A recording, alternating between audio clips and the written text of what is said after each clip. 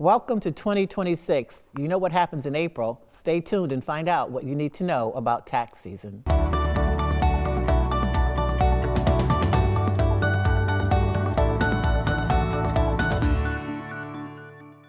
Hello. I hate to even say this, but it's tax season.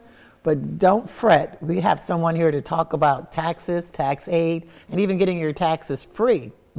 F-R-E-E. I did say free. Jim Lee, thank you so much. You are just a blessing to so many people who need to get their taxes done. So before we even get into all of my questions about taxes and how things have changed, tell us a little bit about Tax-Aide, AARP, Tax-Aide, what it is, how you got involved, and why should we trust that you can get our taxes done? Well, thank you for having me. I started after taking an accounting class, and a professor said, if you enjoy doing this, and yes, I'm one of those weird folks who enjoys doing these, and he said, check in with AARP Foundation or some of the other free tax programs. And so I contacted them. The next day, I was invited to come to training class, and 7 years now, I'm still doing it. I enjoy it. My background is in economics, but always felt very comfortable with taxes. And while yes, I may be a little bit odd, I've got the hot pepper hat kind of sets that off for us. You bet. I love it. I don't have a hair for television, but I have about 1,000 colleagues here in the state of Michigan who work with the AARP Foundation as volunteers. We're all volunteers. And we are IRS certified volunteers. So we take an exam each year.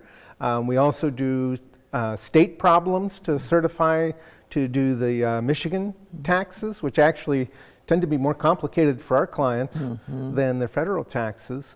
And so we have many people at over 115 sites around the state. Wow. We'll do about 35 to 40,000 tax returns this year. Wow. And those are all free? Our services are completely free. Are there qualifications for people who, and you have to have a certain economic income level or socioeconomic criteria?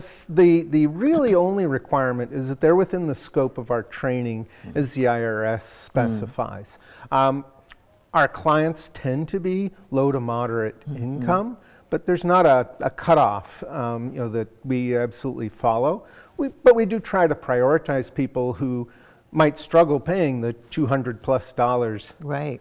to do taxes, and have their taxes done by a paid professional versus a volunteer professional. And so where can people find out? Is there a website that they can go to? We can put it on the screen on the website. So there's a website, and for those who are a little less computer savvy, a telephone number that folks can call that takes you to the national AARP tax or the AARP Foundation, and then they can point you to a local site that has appointments available.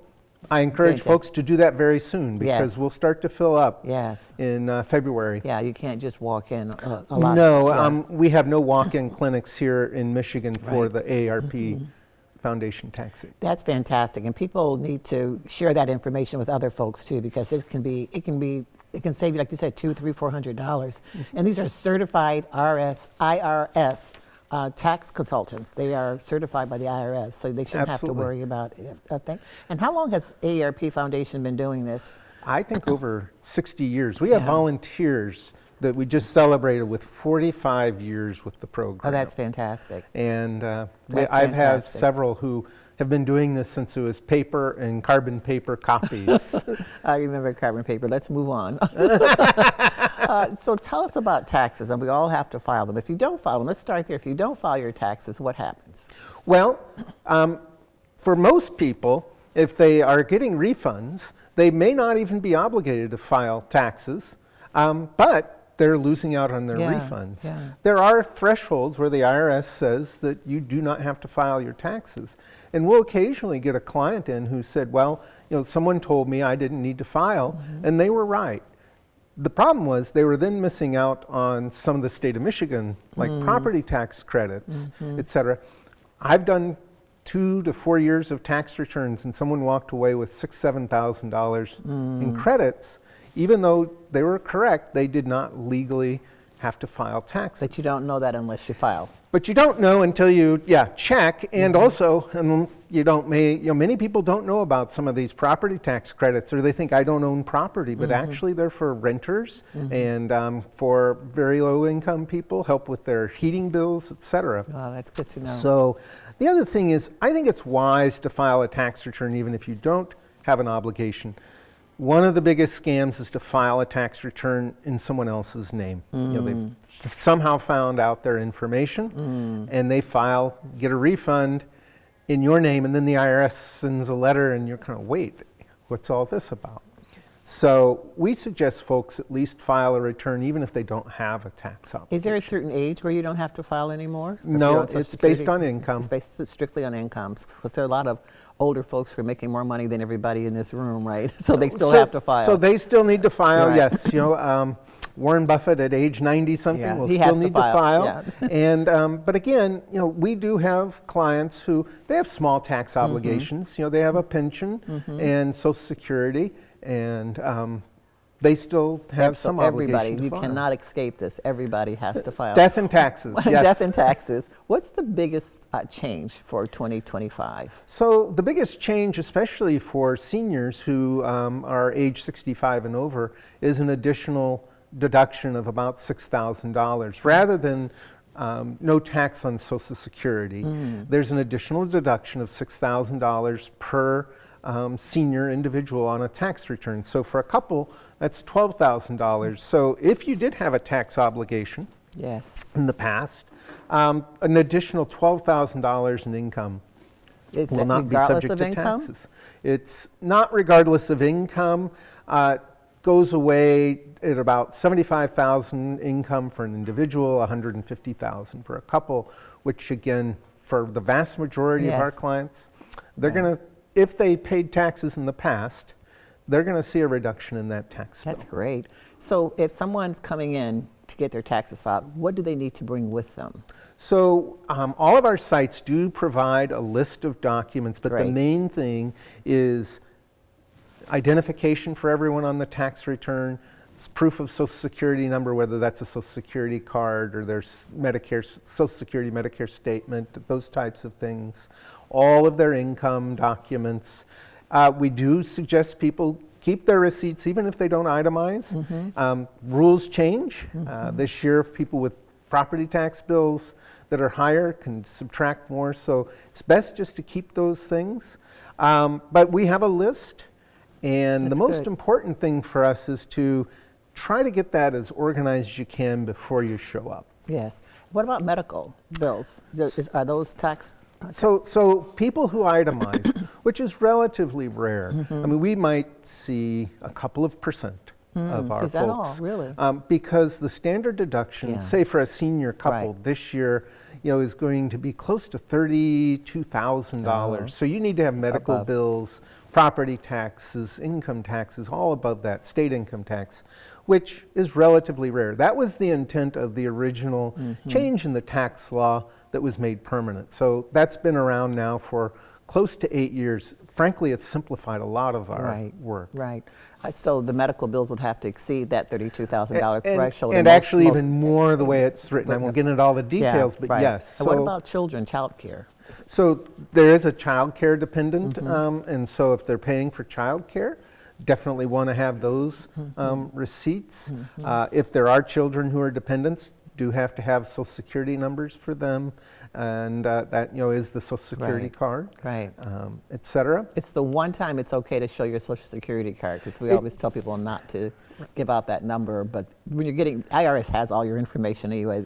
They Right. know your DNA, they know everything about you, so they might as well give them your Social Security Right. number. No, we do need to verify those because if they're not correct, it will get rejected usually within a minute or two of us Wow. submitting it. They'll come back and say, don't recognize these numbers. Are most people filing electronically now? So in fact, that's part of the reason for our program is to encourage e-filing. That's all we do. We'll do Good. some paper filing when it's required, but it's relatively rare. We can do tax returns back for a few years, and all of those still electronically filed, modify if someone has to amend a tax return.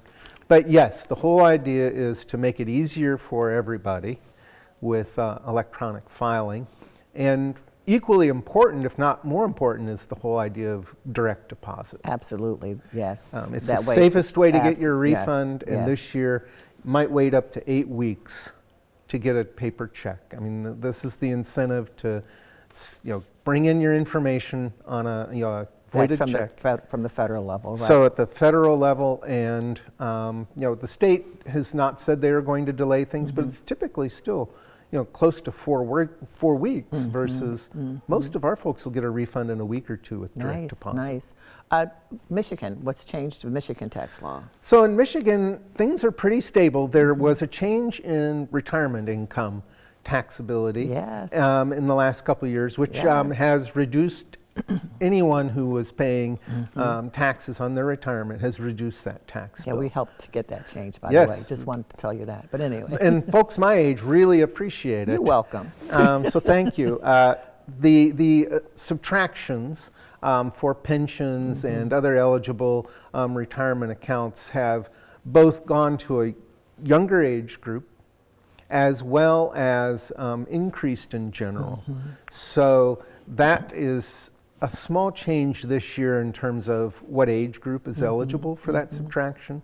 And next year that's done being phased in, and we hope the rules kind of settled there. Yes. But that's one of the things that we really train our tax preparers very carefully on. You know, a lot of people are working from home now. People are still working. Is any of their work from home time considered a deduction? The gas, the heat, the room, the space, all that? So generally, no. And that's something that we don't do home office. Okay. But their home office is for the benefit of their employer. It's not their own business. And so there's a couple of minor things, but we almost never see that because employers are already going to be providing a All that they need, computer, what they that need. type of thing. Now, if it's someone's own business, Yes. that's a different different, thing. right. We do small businesses that aren't too complicated, but home offices, again, the IRS, frankly, that's not our Right. main skill set. So Paula's working home, just say on Mondays and Fridays, I can't deduct my whole house for the heat. No, No, no, it doesn't work that way. Okay, I was just asking for a friend, you know. So. Yeah, right. And that's one of the things that, again, we're there for. And sometimes we'll just get people who are pretty good at doing their taxes. They come in and ask a question. I had a 90-something-year-old gentleman, reviewed his taxes, perfectly correct. Oh, wow. All written out by hand. Oh, wow. And then his son was going to enter it into the computer. Did you recruit him to be a You volunteer? know, I asked him, and he said, well, I don't use computers. Oh. And I said, we still could use volunteers. I mean, we have lots of different volunteer roles. If taxes aren't your thing, Yes. we have volunteer roles for people to be greeters and coordinators That's and nice. communications folks, Don't you love computer it? techie. That's fantastic. And what's nice is, unlike the paid professionals, my day on April 14th is still 9 a.m. to 3 p.m. Yeah. I'm not working, till late at night, Right, that kind of right. thing. That's In lovely. fact, my busy season was over, and getting everyone trained and certified. Yeah. Now, it's a couple of days a week. And that's what's nice about this. People who might be retired, that's the other side, who might be retired and looking for something to do, and they love the economics or statistics or any type of accounting. They can get trained and actually be a tax aide and help thousands of people for 1/4 every year Absolutely. with their taxes. So if someone is interested in doing that, who should they contact? I know you're the coordinator for the entire state, but who should they contact, or how should they contact? So if they go again to the website? Tax-Aide Foundation or the AARP Foundation Tax-Aide website, there's a place where they can express interest. Folks who express interest now will essentially hold their information and get in touch with them in the fall when we start Yes. training and those types of things. We still have a few roles. Again, we call them client facilitators, but and some folks, it's a few hours of training. But to be a tax Nice. preparer, it's the first year is a lot of work, and then Yeah. after that, it's pretty easy. Yeah, well, I'm just in case you're interested, I would not be signing up to be that, because that's not. I need help. I need all the help I can get, but I'm so thankful that there's 1,000 volunteers out there who are doing that, and we can always use more volunteers in different roles, different capacities. What's the biggest mistake that you see people make when they come to get their taxes filed? One is, especially with the state of Michigan, is the property tax credit. And that's one that we very carefully train our staff on, because a substantial share of our clients are eligible for property tax credit in Michigan. And a mistake is that, oh, I'm a renter, I'm not eligible. Well, renters are eligible. I live in certain kind of facility, either subsidized rent or an home for the aged. And many of those are also eligible for that credit, and it can be up to $1,900. Wow. So, in fact, we almost have more state of Michigan refunds than we do federal refunds. Is that right? Wow. And the second one is what's called the IP PIN. That's what you'll hear it called, but essentially, this is a PIN number that the IRS will give somebody if they have experienced some kind of identity theft. And there's a little bit of confusion. If the IRS assigns one, they'll send you a new one each year for each tax year. If you volunteer to get one, which some people like to do for security purposes, they don't send you a new one each year. You have to go out and get it. And folks will come in, and we can't file their return until we get that number. And Is that an added level of security for people? It is. And in fact, I would not be surprised in a couple of years if It's it just required? becomes standard. So you have to get the PIN in order to file your taxes. Exactly. And Okay. so you have one, maybe for the spouse, maybe for both, maybe even for everyone in the family. We'll see where it goes, but the idea is essentially to avoid someone else filing a tax return in your name. Is it easier prior. for someone else to do that when they're filed electronically? So it's easier to prevent any type of tax Okay. scam by doing it electronically. Okay. One, if you mail a paper return Then in, it's weeks before it gets Yeah. opened, scanned, and processed. Versus we get an acceptance, an acknowledgement, typically, certainly within 24 hours, Yeah. but often within a couple of Wow. hours. You mentioned something about someone being in a assisted living facility or a nursing home. What do they need to know about taxes? And someone else has to file on their behalf, or do they not? Are they exempt, or how does that work? No one's exempt. So, well, you're right. The exemption part just really is Doesn't exist. income level. And so a person in a nursing home, for example, we would see what portion is their medical component, and that might be itemized medical deduction. That's the Okay. most common itemized medical Yeah. deduction that I do. Spouse is still living at home. And Right. the other spouse in a nursing home. There's a medical component to it. Then if, for example, I'm single in a nursing home, then they're paying essentially rent, property taxes potentially, so they're eligible for property tax credit, plus then the medical component. Wow. And so, we get these enough that we know how to handle people in foster homes, home for the aged, et cetera. That's awesome. That's wonderful. So we've got about a minute left. What's the one thing you want people to know about filing their taxes? What should they remember? So one, if anyone's offering a scam, if it seems too good to be true, it is. Yeah. And that's the kind of thing that we or other tax professionals can help avoid. Secondly, use your direct deposit.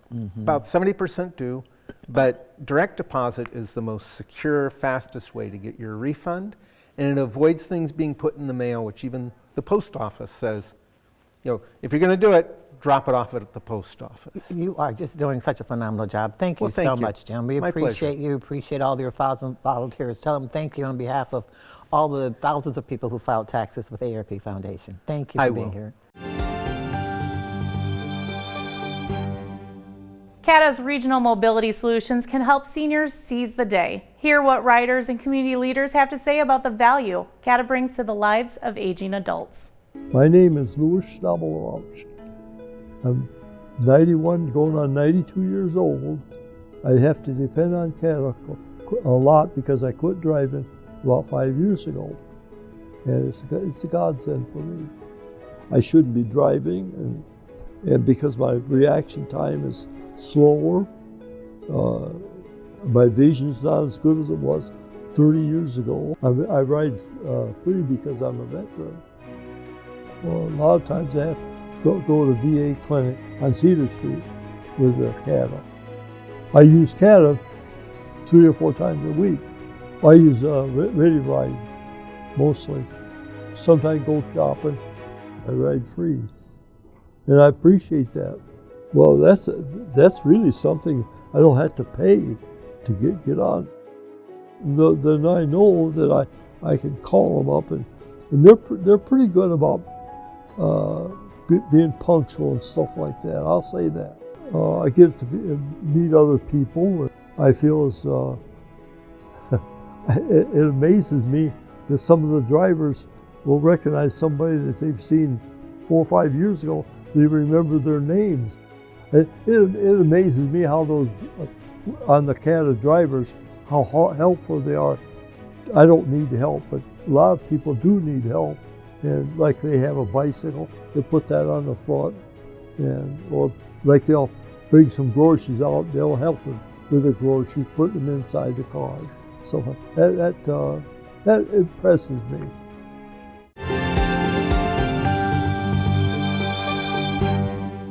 Hi, I'm Tracy Anderson with Impart Alliance at Michigan State University. Today I'm joined by Darlene Brown. Darlene is owner and operator of HCP Homes right here in Lansing. Darlene, tell me a little bit about HCP Homes. Thank you, Tracy, so much for having me. Of course, HCP Home stands for Hope, Compassion, and Peace. That's what we bring to our community. We partner up with Impart Alliance. That has been a great partnership with us because there is such a wealth of information there. Their leadership, how they empower direct care workers, how they're outreaching. It's just every aspect of what they do has improved my business tremendously. And your business essentially is an adult foster care home, correct? So you have direct care workers who come into the home Yes. day in and day out to support those who live there? Absolutely. Adult foster care home is a home that usually in a neighborhood. We have a 6-bed home there that we provide care for 24/7. Okay. And how important is it to have a relationship with Impart Alliance and the work that you do every day? Well, it's awesome to have a partnership with such a big organization as Impart Alliance. Definitely open up doors. The training is just valuable, not only to myself as a seasoned caregiver, but also to my staff. Absolutely. And the training is free. And Yes, absolutely free. So everyone and anyone should absolutely connect with Impart Alliance trainings. Like I said, even if you've been in it for a while, as far as a seasoned and experienced person, you always can find and update your skills. Absolutely. And our resources are available for family caregivers, but also direct care workers who are in the field. Thank you so much, Darlene, for your time. And to learn more about Impart Alliance and our resources, please visit our website at impartalliance.msu.edu. You or someone you know may have a spouse in long-term care. Do you have to use all of your long-term savings if you have a spouse in long-term care? I'm glad you asked the question, Paul, because that's the biggest misconception.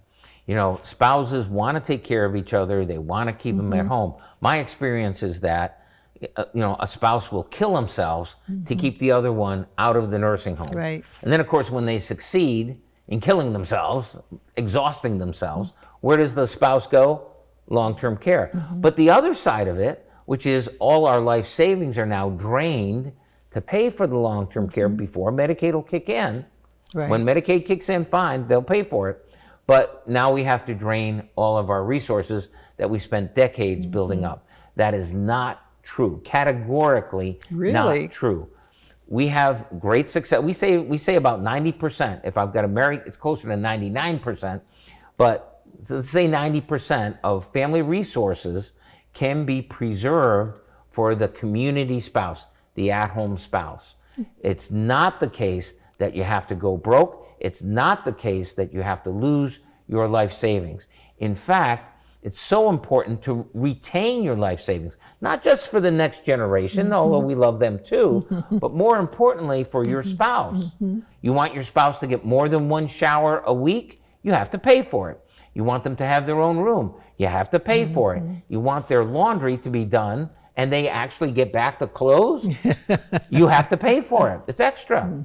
But if you're down to the poverty level, which is what Medicaid requires, you're not going to be able to afford any of that. Good to know. But if we plan ahead, life savings are intact, you can provide the highest level of care for your spouse. Oh, that's really good information. Thank you for that. A lot of misperceptions around that. Thank you, David. Terrible, yeah. Thank you, Paul.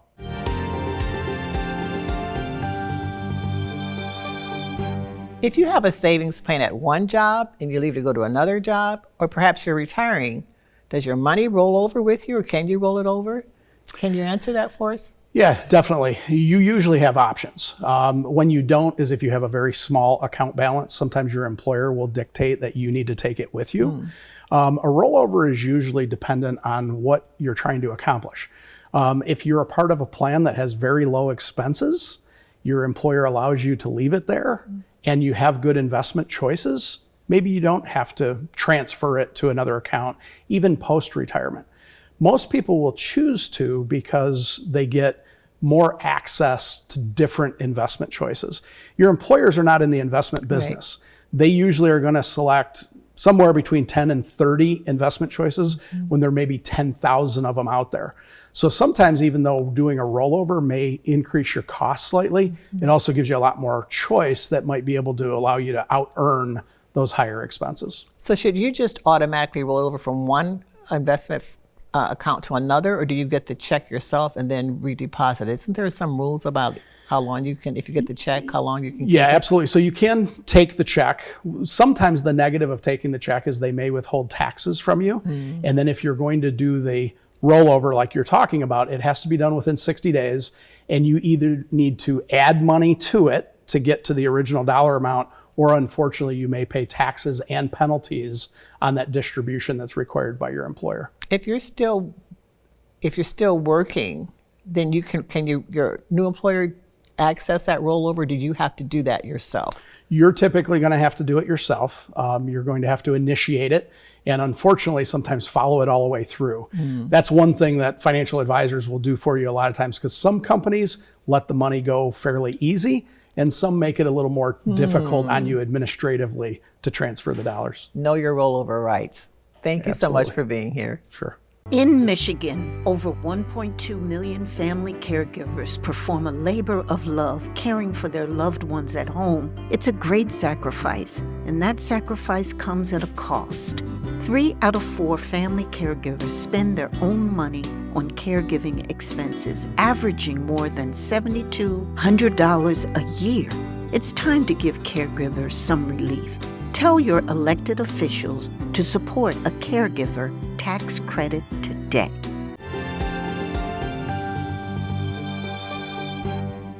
There was so much information, so much news that you can use. Don't hesitate to share it with someone else and check out those websites. Thanks for watching Real Possibilities.